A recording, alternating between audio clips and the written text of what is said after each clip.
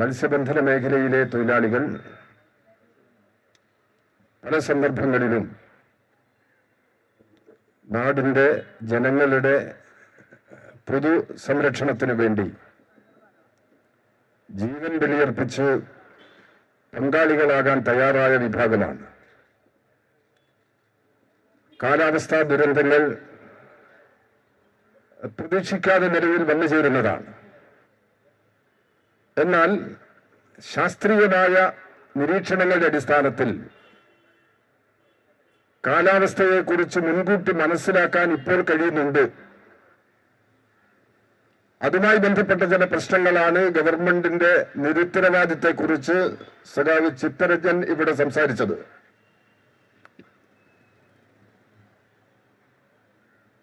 ഇവിടെ ദുരന്തമുണ്ടായി. 11 മത്സ്യത്തൊഴിലാളികളിൽ 8 പേർ മരണപ്പെട്ടതായി സ്ഥിരീകരിച്ചു.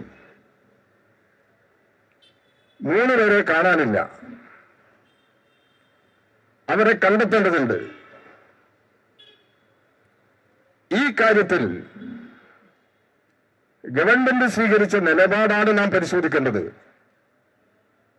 ഗവൺമെന്റ് അവരുടെ ഉത്തരവാദിത്വം നിറവേറ്റിയോ? കേന്ദ്രസേന അനിവാര്യമായി വന്നു കഴിഞ്ഞാൽ കേന്ദ്രസേനയെ വിളിക്കണം.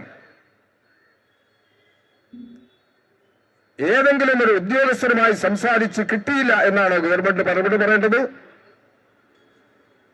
ഇവിടെ നാവികസേനയെ ഉപയോഗപ്പെടുത്താം. സംസ്ഥാന ഗവൺമെന്റിന്റെ സംവിധാനങ്ങൾക്കപ്പുറത്താണ് പ്രശ്നമെങ്കിൽ നാവികസേനയെ ഉപയോഗപ്പെടുത്താം. നാവികസേനയെ ഉപയോഗപ്പെടുത്തുന്നതിന് എന്ത് നിലപാടാണ് ഗവൺമെന്റ് സ്വീകരിച്ചത്?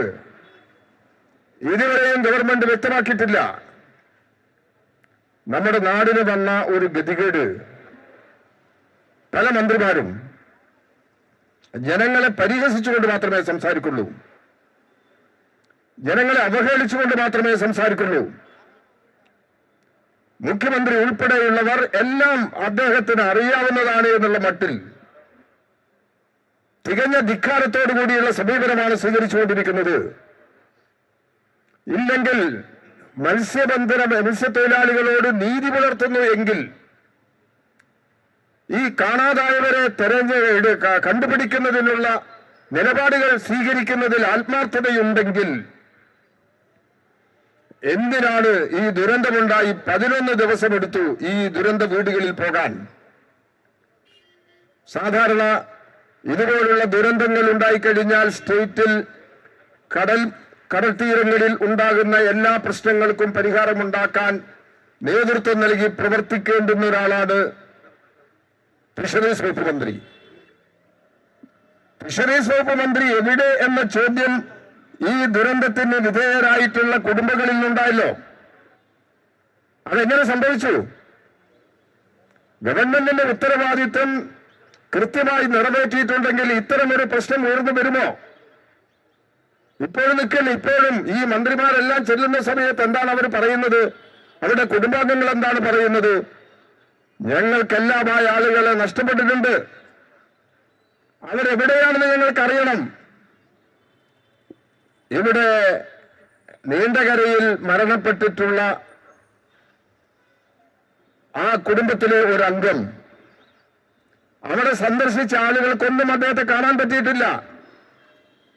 പുലരുമ്പോഴേക്കും അദ്ദേഹം കടപ്പുറത്തേക്ക് പോകുന്നു, തിരച്ചിലിൽ പങ്കാളികളാകുന്നു. രാത്രി വളരെ വൈകിട്ട് വീട്ടിൽ തിരിച്ചെത്തുന്നു. എന്താണ് അവർക്ക് നൽകാനുള്ള ഉത്തരം?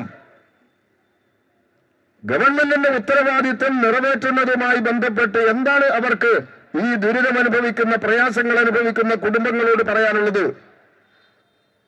ഇതാണ് അന്തരീക്ഷം. വിഴിഞ്ഞം, നീണ്ടകര, അഞ്ചുതെങ്ങ്, ഈ സ്ഥലങ്ങളിലെല്ലാം ഉണ്ടായിട്ടുള്ള ഈ ദുരന്തത്തിന്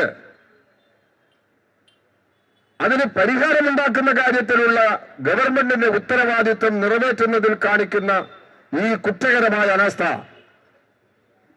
ഇതിന് പരിഹാരമുണ്ടാകേണ്ടതുണ്ട്. ഇത് ജനങ്ങളാകെ ഇടപെടേണ്ട ഒരു പ്രശ്നമാണ്.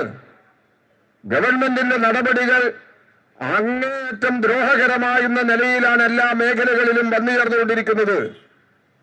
ഈ ഗവൺമെന്റ് അധികാരത്തിൽ വന്നിട്ട് കേരളത്തിലെ ഇപ്പോഴത്തെ UDF ഗവൺമെന്റ് അധികാരത്തിൽ വന്ന് 3 മാസമാവുകയാണ്. ഈ 3 മാസക്കാലത്തിനിടയിൽ എണ്ണിയാൽ എണ്ണാത്ത ദുരിതങ്ങൾ ഈ നാടിന് അവർ സംഭാവന നൽകിയിട്ടുണ്ട്. ഇപ്പൊ ഇന്നും ഒരു വാർത്തയുണ്ട്, ഇന്നൊരു തൊഴിലാളി കടലിൽ പോയി കാണുന്നില്ല. അത് ഈ 11-ൽ പെടില്ല, 11-ന്റെ മുകളിലാണത്. ഇതുവരെയും തിരിച്ചു കിട്ടിയതായിട്ട് വിവരമില്ല. ഇതുപോലുള്ള ദുരന്തങ്ങൾ വേട്ടയാടുകയാണ് നമ്മളെ. ഇവിടെ മറ്റ് മേഖലകൾ എടുത്തു കഴിഞ്ഞാൽ ഒരു സ്ത്രീ ആത്മഹത്യ ചെയ്തു കാസർഗോഡ്. സ്ഥലം മാറ്റത്തിനുള്ള പീഡനം സഹിക്കാൻ കഴിയാത്തതിന്റെ ഭാഗമായി ഇവിടെ സർവീസിൽ ജോലി ചെയ്യുന്ന ഒരു സ്ത്രീ ആത്മഹത്യ ചെയ്തു. ഒരു സ്ത്രീ ഇന്നലെ കുഴഞ്ഞു വീണ് മരിച്ചു ചൊക്ലിയിൽ. സ്ഥലമാറ്റത്തിന് വിധേയമായ അങ്ങേയറ്റത്തെ മാനസിക സമ്മർദ്ദമാണ്. KSRTCയിലെ ജീവനക്കാർക്ക് തൊഴിൽ ചെയ്യാൻ കഴിയുന്നില്ല. അത്രയധികം പിരിമുറുക്കമാണ് അനുഭവിക്കേണ്ടി വരുന്നത്. ഇവിടെ 21 ആളുകളെ സ്ഥലം മാറ്റി ഹെഡ് ഓഫീസിൽ നിന്ന്. അതിൽ CIT അല്ലാത്ത ഒരാൾ പോലും അതിനകത്തില്ല. എന്താണിങ്ങനെ? ഇവിടെ ഒരു MLA ആഫീസിൽ നിന്ന് നേതൃത്വം കൊടുക്കുകയാണ് സ്ഥലം മാറ്റുന്നതിന് മറ്റാ കാര്യങ്ങൾ. സർക്കാർ ജീവനക്കാരുടെ സംഘടനയുടെ ഒരു നേതാവ് പറഞ്ഞിട്ടാണ്, നേതാവിന്റെ കത്ത് പ്രകാരമാണ് സ്ഥലം മാറ്റം നൽകിയിട്ടുള്ളത് എന്ന് ഉത്തരവിൽ അടിച്ചു വെച്ചു ഈ കേരളത്തിൽ. ഇതാണോ ഭരണം? എന്തിന് ഈ സാധാരണക്കാരായ ആളുകളെ ഇങ്ങനെ ഉപദ്രവിക്കുന്നു? ആയിരക്കണക്കിന് ആളുകൾ പിരിച്ചുവിടലിന് വിധേയമായിട്ടുണ്ട്. ഇതെല്ലാം തുടരുകയാണ്. ഇതിനൊന്നും പരിഹാരമില്ല. മത്സ്യബന്ധന മേഖലയിൽ കഴിഞ്ഞ ഗവൺമെന്റിന്റെ കാലത്ത് നടപ്പിലാക്കിയിട്ടുള്ള ആശ്വാസ നടപടികൾ, സംരക്ഷണ നടപടികൾ തീരപ്രദേശത്തെ മുഴുവൻ കുടുംബങ്ങൾക്കും അനുഭവമുള്ളതാണല്ലോ. നേരത്തെ ഇവിടെ അത് വിശദീകരിക്കണ്ടായി. ഇതിൽ നിന്നെല്ലാം വ്യത്യസ്തമായാണ് ഇപ്പോൾ ഇവർ സ്വീകരിച്ചുകൊണ്ടിരിക്കുന്ന സമീപനം. ഇതിൽ മാറ്റം വരണം.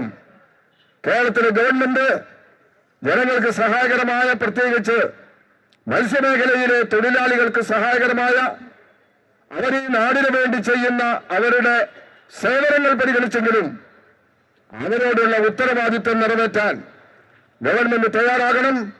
ഈ കാണാതായ ആളുകളെ കണ്ടെത്തുന്നതിന് അവർക്ക്, കുടുംബങ്ങൾക്കെല്ലാം സ്വീകാര്യമായ, അവർക്ക് ബോധ്യമാകുന്ന നിലയിലുള്ള പരിശോധനയാണ് നടക്കേണ്ടത്. അവർക്ക് ബോധ്യമായെങ്കിലേ ഈ നാടിനത് ബോധ്യമാകുള്ളൂ. ആ നിലയിലുള്ള ഒരു സമീപനം സ്വീകരിക്കാൻ കേരളത്തിലെ ഗവൺമെന്റ് തയ്യാറാകേണ്ടതുണ്ട്. ഇതിവിടം കൊണ്ട് അവസാനിക്കാൻ കഴിയുന്ന കാര്യമല്ല. കേരളത്തിലുടനീളം മത്സ്യത്തൊഴിലാളികൾ മാത്രമല്ല, ജനങ്ങളെ ആകെ അണിനിരത്തിക്കൊണ്ടുള്ള ശക്തമായ പ്രക്ഷോഭം ഗവൺമെന്റിന്റെ കണ്ണു തുറപ്പിക്കുന്നതിന്, ഗവൺമെന്റിനെ കൊണ്ട് നടപടികൾ സ്വീകരിക്കുന്നതിന് അനിവാര്യമായി വന്നാൽ അതിലേക്ക് നിർബന്ധിതമാകും ഈ കേരളം. അതുകൊണ്ട് ഗവൺമെന്റിന്റെ നിലപാടിൽ മാറ്റം വരുത്തി ജനങ്ങളെ പരിഹസിക്കുക, ജനങ്ങളെ അവഹേളിക്കുക, ജനങ്ങളോട് ധിക്കാരത്തോടുകൂടി പെരുമാറുക, ആ നിലപാടിൽ നിന്നെങ്കിലും കേരളത്തിൽ ജനങ്ങൾക്ക് വേണ്ടി ഭരിക്കേണ്ടുന്ന ഭരണാധികാരികൾ മാറേണ്ടതുണ്ട്. ആ നിലപാടുകൾ അവർ മാറേണ്ടതുണ്ട്. അതിന് അത്തരം സമീപനം സ്വീകരിക്കാൻ അവർക്ക് കഴിയണം. തീർച്ചയായും ജനങ്ങൾക്കെതിരായി നടക്കുന്ന ഈ ദ്രോഹ നടപടികൾക്കെതിരായ പോരാട്ടങ്ങൾ നാം തുടരുക തന്നെ വേണം. ആ പോരാട്ടത്തിന് എല്ലാ തൊഴിലാളികളും ഇനിയും സജ്ജമാകണം എന്നുകൂടി അഭ്യർത്ഥിച്ചുകൊണ്ട് ഞാൻ എന്റെ വാക്കുകൾ ഉപസംഹരിക്കുന്നു. ഈ സമരത്തിന്റെ ഔപചാരികമായ ഉദ്ഘാടനം ഇവിടെ നിർവഹിക്കുന്നു. അഭിവാദ്യങ്ങൾ.